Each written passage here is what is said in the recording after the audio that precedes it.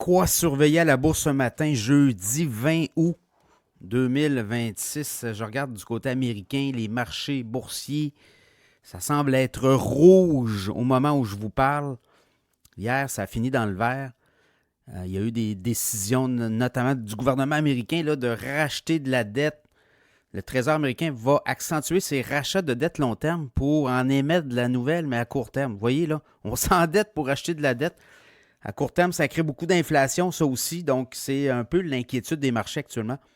Donc, le Dow Jones baisse de 435 points, 53 095 points. S&P 500 baisse de 45 points, 682 points. Nasdaq 266 points en baisse, 29 246. Le pétrole monte de 3,5 $ ce matin, 88 et 88 US. La référence étant le WTI. Pourquoi notamment l'Iran, les inquiétudes? Trump semble avoir carrément dit, gars, on ne s'occupera plus de l'Iran. Il semble avoir détourné l'attention vers la Corée du Nord à un moment donné. Ça en va où avec tout ça, le Canada, l'entente avec le Canada aussi. Donc, beaucoup de critiques actuellement. Puis bon, si le pétrole monte, c'est de l'inflation, ça, dans l'économie américaine. Donc, ça inquiète aussi. Les investisseurs, les analystes. Bon, au niveau de la crypto, là, clairement, le Bitcoin continue son ascension, monte de 3 133 $ au moment où je vous parle, 71 471 $. Qu'est-ce qui se passe? C'est hier. Il y avait un sommet crypto à Washington. Trump a parlé du Clarity Act, invite les parlementaires, sénateurs, Chambre des représentants de passer à l'acte. Il devrait y avoir un vote là-dessus. Parallèlement à tout ça, les achats du Trésor. On va racheter de la dette à coût de 4 milliards par achat. Par rachat, on rachète de la vieille dette puis on émet de la nouvelle, mais ça met des liquidités dans le marché. Et on dit, par la fait même, le Bitcoin peut être favorisé. Ethereum, même chose, ça suit le 2273 et 174 $ de plus sur le prix d'Ethereum en dollars américains. Évidemment, l'or a monté beaucoup hier, mais là, l'or baisse de 29 $ au moment où je vous parle, 4 515. On a refranchi la barre des 4 500 $ US. L'argent monte de 38 cents ce matin, 66 et 20 US. Après ça, si je regarde du côté asiatique, les marchés asiatiques sont verts partout. Le Kospi en Corée du Sud monte aussi beaucoup. Là. C'est quasiment 6 % de hausse.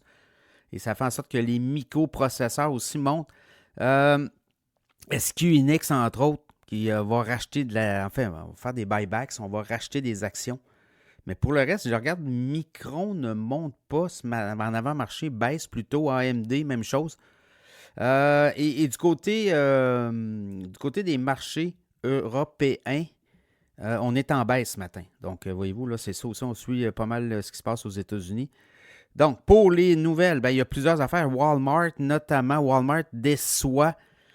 On a eu une croissance des ventes, mais pas assez suffisante. On attendait une croissance des ventes de 3,5 % et on aurait eu une croissance des ventes de 2,6 %. Ça explique un peu je regarde les investisseurs en avant-marché. Le titre de Walmart baisse de 7,2 %, 8,27 $ de baisse, 106,3 $. Le commerce au détail, les ventes des détaillants, c'est important aussi dans l'univers de l'économie américaine.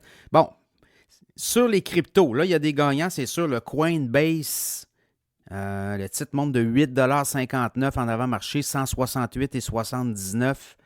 Il y a Stratégie, Michael Saylor, on a beaucoup de Bitcoin là, dans ses portefeuilles. 9,26 $ de hausse, 113,51 US. Mara, qui est un gros mineur de Bitcoin, monte de 48 cents, 10,13 $. Il y a Robinhood aussi qui monte.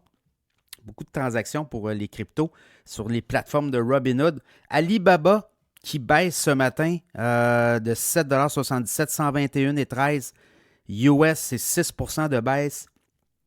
On dit que pour le dernier trimestre, on a mis beaucoup d'argent dans l'intelligence artificielle et ça fait dropper les profits, entre autres. Donc, sur Alibaba, peut-être, on regarde un peu le phénomène là, des CAPEX. Là, on investit beaucoup dans la croissance, on l'a vu, puis les marchés n'aiment pas trop ça non plus. Ça fait moins d'argent pour les buybacks, peut-être pour les rachats d'actions. Voilà, donc c'est un peu ça. Ça va être une journée un peu rock'n'roll. On a aussi l'entente avec le Canada et les États-Unis. On va peut-être avoir plus de détails. Trump en a donné hier, mais pas tant que ça. Du côté canadien, ben là, on semble constater les concessions à faire et est-ce qu'on aura le retour des alcools américains sur les tablettes des monopoles d'État au Canada? On est là aussi. Donc, beaucoup de turbulences. Là, je regardais les 30 ans, les actions de 30 ans américains. Pas les actions, les obligations. Les Américains, c'est sûr que là, ça remonte un peu, mais ce qu'on voulait faire, c'est d'avoir une détente. Tu es rendu à 5,33 %. Donc, la dette américaine est rendue à 40 000 milliards. Les Américains doivent donner beaucoup là, pour financer leur dette. Les gens sont beaucoup plus frileux. On parle de quoi du budget? On est rendu à 6 à 7 % du budget américain sur la dette, ce qui représente pour le paiement de la dette. On était à 3 % jusqu'à tout récemment. Donc, ça a monté beaucoup. Ça inquiète ça aussi là, dans toute l'équation. Et les banques canadiennes aussi. Vous avez vu hier, les titres des banques canadiennes ont baissé. Est-ce que ça fait partie du deal? Est-ce qu'on va ouvrir le monopole des banques aux Américains? C'était un peu ça hier, la préoccupation. On va voir aujourd'hui si ça tient la route. Alors, bonne journée à la bourse.